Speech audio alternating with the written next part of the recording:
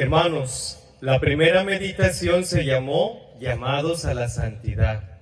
Esta segunda meditación tiene por título Etapas y principios del proceso de santificación. Etapas y principios del proceso de santificación. Es decir, así como hacer 1 kilo de quesillo lleva su proceso, así también cuando uno va a sembrar milpa hay un proceso, y ese proceso lleva varios pasos. Así también, mis hermanos, un santo vive varias etapas. La clasificación predominante utilizada por bastantes doctores de la Iglesia para el crecimiento espiritual nos propone 3 etapas del proceso de la vivencia de la santificación. Anótenlas ustedes: la etapa purgativa, la etapa iluminativa y la etapa unitiva. Vamos a ir desglosando cada una. Repito: etapa purgativa, etapa iluminativa y etapa unitiva. Como son 3 etapas, vamos a ponerle en cada etapa un ingrediente de la Cuaresma. Es decir, que en la etapa purgativa estará presente el ayuno. En la etapa iluminativa estará presente la oración.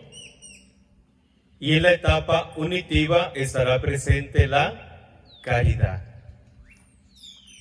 ¿Cómo comienza la vida de un santo? La primera etapa, hermanos, hermanas, es la etapa purgativa. Como ya el mismo nombre lo dice, de purgar, ¿verdad? Es decir, hay un proceso de conversión, hay un proceso de toma de conciencia del amor y de la presencia de Cristo en nuestra vida. Cada uno de ustedes que está aquí sirviendo en esta zona tuvo su conversión por la muerte de un familiar, por la enfermedad de algún ser querido, por un accidente que tuvo alguien. No sé cuál haya sido tu etapa purgativa, o no tuviste un evento catastrófico que te haya arrojado, más bien creciste en un ambiente de fe y pues ya estar en la iglesia es normal para ti, es algo así más cotidiano, ¿verdad? Entonces no necesariamente la etapa purgativa tiene que ser algo que el golpee, pero en su mayoría los santos sí tienen esa vivencia. Piensen por ejemplo en la Madre Teresa de Calcuta. Ella ya era religiosa, ella ya era una monjita de colegio, maestra y educadora de niñas, pero un día que iba a vivir sus ejercicios espirituales, al tomar el tren en Calcuta, vio a un hombre que le decía: tengo sed, tengo sed, tengo sed. Y esa imagen del hombre repitiendo una frase le hizo pensar en todo su camino de ida y vuelta de los ejercicios, que era Cristo quien le estaba diciendo: tengo sed. Y esa fue su conversión de la Madre Teresa. Y ya de ahí comenzó toda la obra de caridad hacia los enfermos y leprosos de Calcuta. Piensen, por ejemplo, ustedes en un San Pablo, un excelente religioso, un hombre de fe, un judío excepcional, pero que cuando iba rumbo a Damasco persiguiendo a los cristianos, le sale al encuentro Cristo nuestro Señor diciéndole: Pablo, ¿por qué me persigues? Saulo de Tarso, ¿por qué me persigues? Todos tenemos nuestro momento de conversión y la etapa purgativa tiene eso, mis hermanos. Esa conversión lleva a un segundo momento, apartarnos del pecado. apartarnos del pecado, ya no llevar la vida que llevaba uno antes, sino ya tomar un cambio radical. A mí me encanta mucho una historia que cuentan de un ministro extraordinario de la Sagrada Comunión de aquí. Dicen que cuando el hermano llevaba una vida mundana, un día lo vieron subirse al pasajero con una botella de caguama en la mano, y que al arrancarse el pasajero da vuelta el hermano, se empolvó, se raspó, se enlodó y todo, pero no soltó la caguama. Ahora es uno de los hermanos ministros más humildes y sencillos, tanto así que cuando fue el padre Bogni a visitar su hogar, regresó muy conmovido, porque vio en ese hermano ministro un ejemplo de humildad. Pero vean, la conversión implica un apartarse del pecado, apartarse del mal, apartarse de todo aquello que me aleja de Jesucristo. Y eso, mis hermanos, lleva a un tercer momento, a conducir la vida según la ley moral, a conducir la vida según la ley de Dios, según los mandamientos. Esto, por supuesto, no es nada más fortuito, o esto no nada más es así a manera estoica, ¿verdad? Yo ya me convertí, llevo una vida estricta, llevo una vida moral formidable. No, todo esto, mis hermanos, es acompañado con un inicio en la oración y en la vida de piedad. Es el momento en que uno aprende a hacer oración, es el momento en que uno se aprende la coronilla de San Miguel Arcángel, es el momento en que uno se empieza a aprender de memoria el rosario, es el momento en que uno empieza a balbucear sus primeros salmos de memoria o acompañados del texto de la Escritura. Pero la oración se empieza a hacer ya presente, se empieza a hacer ya una constante en nuestra vida. Y por supuesto, mis hermanos, la conversión, el apartarse del pecado, el conducir la vida conforme a los mandamientos de Dios y el iniciar en una vida de oración nos lleva a un compromiso eclesial.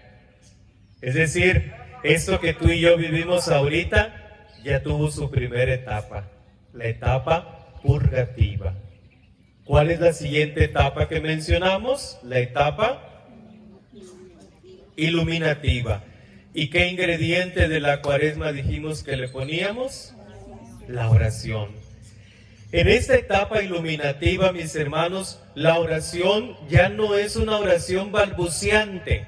La oración ya se convierte en una oración profunda, en una oración sincera, en una oración donde ya las palabras no son tomadas de breviarios, no son tomadas de libros de oraciones, sino ya las oraciones ya son emanadas de tu propio corazón, ya son oraciones que tú mismo elaboras.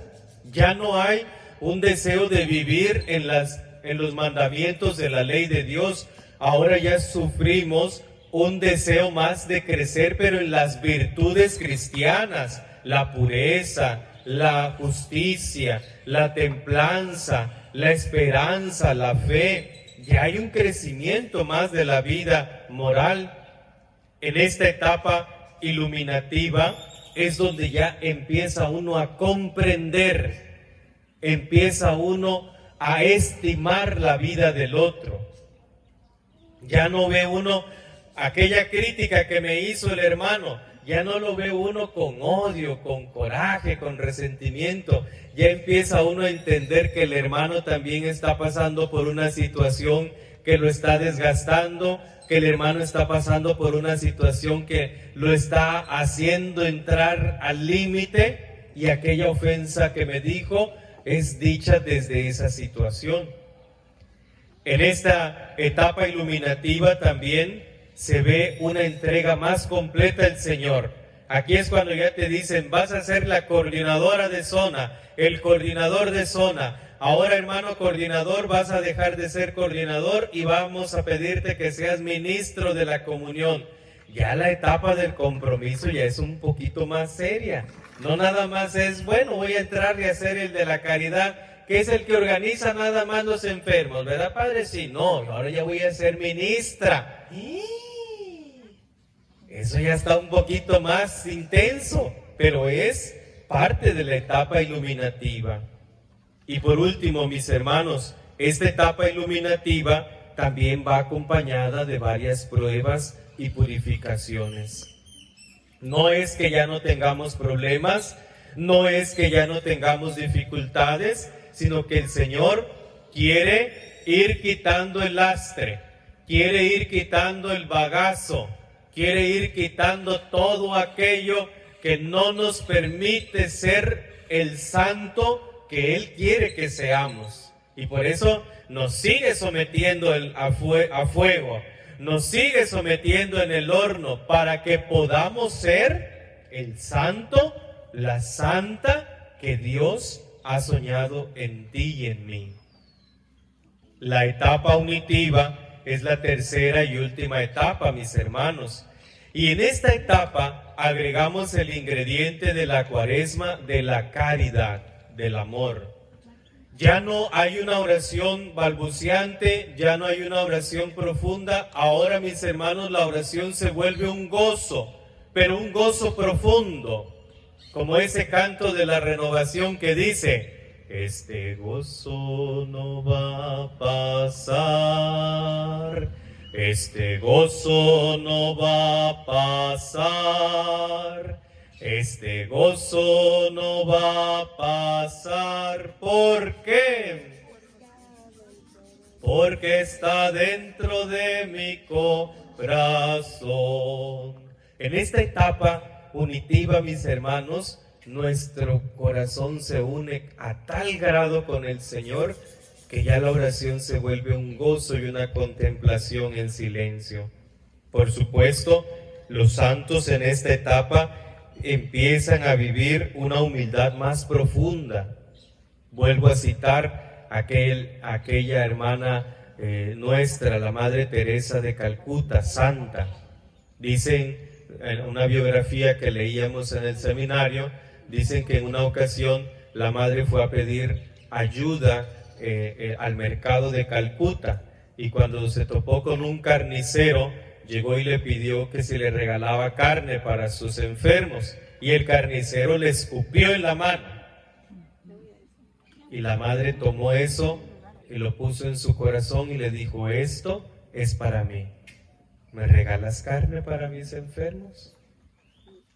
A esos grados de humildad nos invita la madre, nos invita los santos. Y vean, todos los santos son santos humildes. Piense usted en un San Martín de Porres, piense usted en un San José, que nada dice la Biblia de San José, pero es un hombre que cuidó y que formó a nuestro Señor Jesucristo. En esta etapa unitiva, mis hermanos, hay una liberación de los temores o de las pruebas. Piense aquí en el Padre Marcelo Pérez Pérez.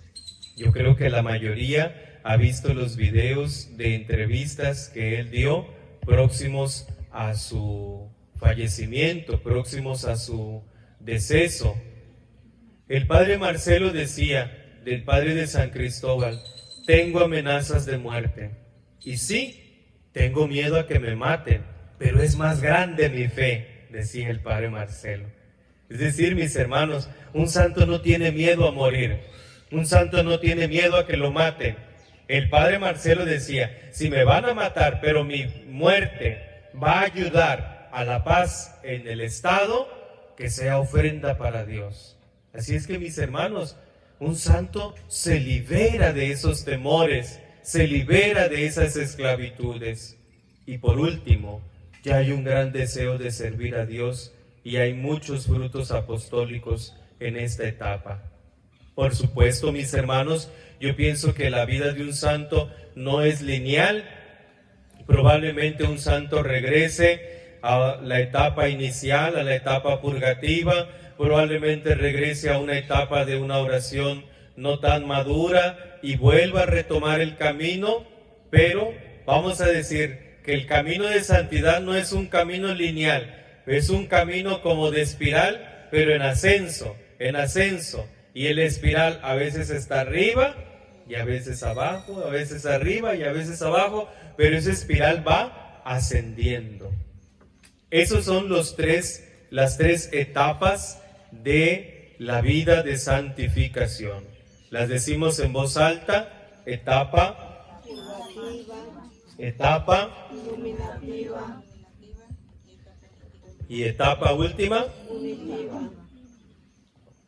El mismo Papa San Juan Pablo II nos acompaña también en esta meditación y él nos propone que en la vida de santificación, mis hermanos, hay 4 principios. Anótelos usted.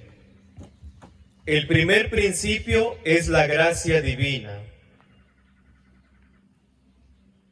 El segundo principio es la disposición para la unión. Y el tercer principio es la purificación. El cuarto principio es la unión esponsal. ¿Cómo se hace un santo bajo estos 4 principios?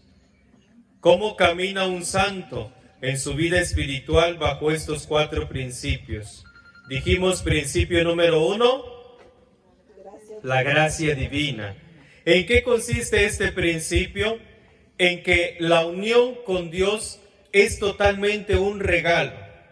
El llamado a la santidad no te lo hace porque seas un buen coordinador, porque seas una buena agente de pastoral. El llamado a la santidad Dios te lo hace porque Dios te ama y porque Dios quiere que estés con Él en su casa. Por eso el primer principio se llama la gracia, porque la gracia es un regalo de Dios. El segundo principio, mis hermanos, es la disposición para la unión. Vamos a poner el ejemplo de este retiro. ¿Cuántos de nuestros hermanos agentes de pastoral no recibieron la invitación para vivir este retiro de a gratis? ¿Verdad? No se ha pedido ni un centavo para vivir este retiro espiritual hoy. Pero ¿cuántos no tuvieron la disposición? No tuvieron la disposición para la unión. Muchos podemos decir, sí quiero ser santo, pero no le entro a la oración.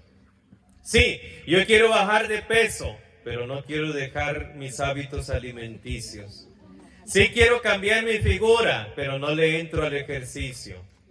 Sí quiero la vida espiritual, pero no me gusta leer la Biblia. Sí quiero la santificación, Padre, pero no quiero ir a misa. Sí quiero la santificación, pero, y siempre andamos en el pero. Dice el Papa Francisco, el mal de estos tiempos actuales es el esqueísmo. Y es que estoy cansado, es que tengo compromisos, es que hoy pagan la leche, Padre, es que hoy hay que ir allá, es que el esqueísmo, ¿verdad? Es que hoy tocaba lavar y ya nada. Tiene que haber disposición para la unión, mis hermanos. Número 3, principio número 3, dijimos el principio de... Mis hermanos, todos estamos cercanos a este proceso de purificación. Para poder estar aquí en el terreno donde estamos, tuvo que haber un proceso de purificación, tuvieron que barrer. Para poder disponer de la mesa donde están nuestros alimentos, tuvo que haber una purificación. Limpiaron la mesa, desinfectaron, tuvieron que lavar ese mantel, tuvieron que darle una limpiadita a las mesas. Para que usted viniera hoy aquí, tuvo que haberse purificado, tuvo que haberse bañado temprano, por lo menos lavado la cara, los dientes. Hubo una purificación. Un santo está constantemente en purificación. Todas las pruebas que usted está viviendo ahorita, todas las dificultades que usted está viviendo ahorita, son tus purificaciones. Míralo desde esa óptica. Dios me está haciendo santa. Dios me está haciendo santo. Y con este maridito que me cargo, con ese maridito voy a ser santa. Con esta hembrita que me agarré, con esta hembrita voy a ser santa. Con este padrecito que nos tocó de asesor, con este higadito voy a ser santo. Con este higadito voy a ser santa. Estamos en vías de santidad, pero el Señor nos quiere purificados. El Señor nos quiere purificados. Vuelvo a poner aquí la imagen de un horno. Imagínese usted que en el horno de la santidad, ese horno del amor de Dios, tú y yo somos ingresados, y en el fuego Dios va quitando todo lo que hay de nosotros que no nos permita ser santos maduros. Entonces ese horno es la purificación. Y por último, la unión esponsal. Es decir, que ya un santo en la última etapa de su vida ve el encuentro con Dios no como algo ocasional, sino ve el encuentro con Dios como algo permanente en su vida.